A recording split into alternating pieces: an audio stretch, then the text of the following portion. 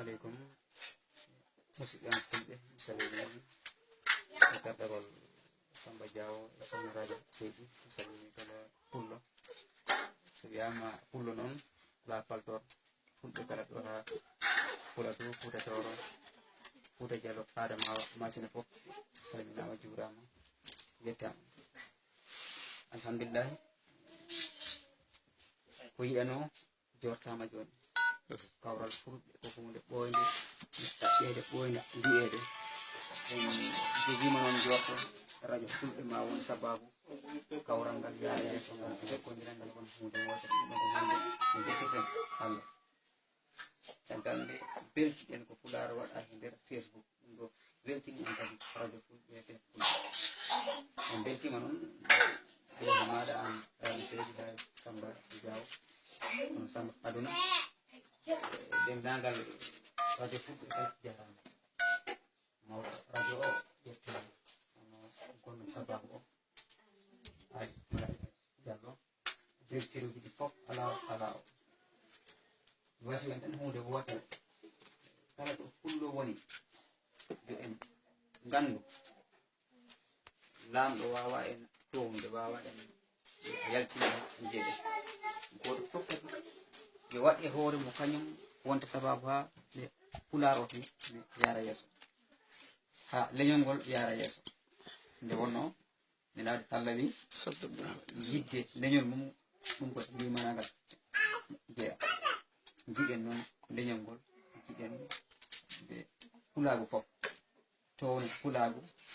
daroɗen goto fof daro taw kadi enen tinu en hoto en gon ɓe feccor kala hemin mbaɗo émission yo won ko fulɓe kamɓe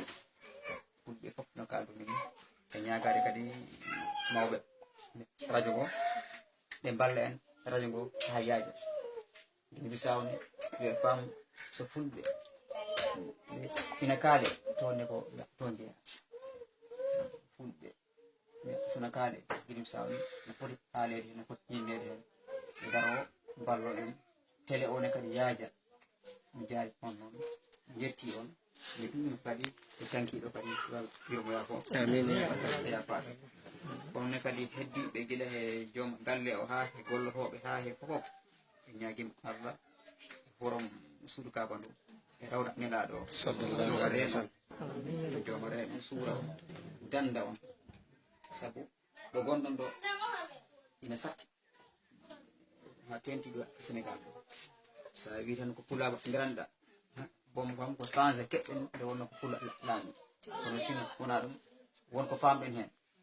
sippiroji gila temps Diouf ha ɗo wonko famɗen hen nde wonno enen kam alhamdulillah rabbil alamin en ngala yidde sona Pulaagu en ngala yidde sona Pulaagu sago men noon ko yo ɓe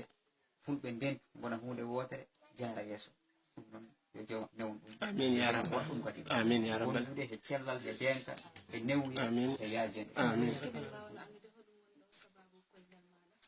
sababu koyngal am ko jarde sukaɓe fasnaɓe alhamdulillah rabbil alamin gouvernement mi Guinée Bissau naɓine funnangue suka fasnaɓe guitti fodde ɓe tato gue jaɓɓoy kam e tinnare e teddugal min noon ɗum sababu o ga arde jarde ɓe noon e yiide ɓe e weltitde ɓe kadi galle fof min kadi woni kadi ko ɗum kadi yamirimi yomi ar mi jara ɓe mi weltanoɓe mi duganoɓe ɓe kalno noon jama dimanche o ɓe kawra ɗo ɗo ceernuru ɗo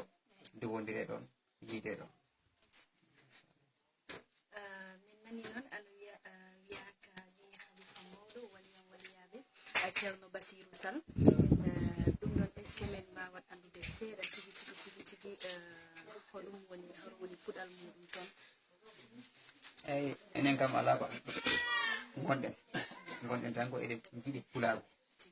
gon noon ceerno Basirou ko wonko woni ceerno Basirou ummi ko dar halayɓe so dar halayɓe noon haalama hewɓe ina nandi ba makko kara makko ceerno on woni laamiɗo julɓe to Nioro Mali o feewi jihaadi Cheikh Oumar